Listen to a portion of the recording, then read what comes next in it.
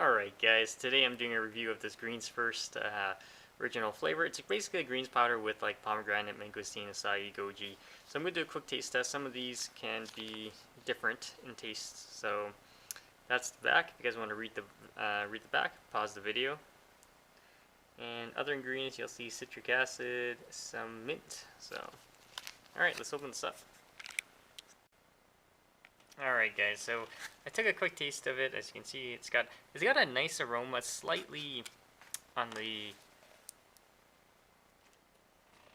there's a slight sweetness to it, and it tastes like mint. So definitely check it out, guys. If you have any questions, comments, post below. Don't forget to subscribe to the channel.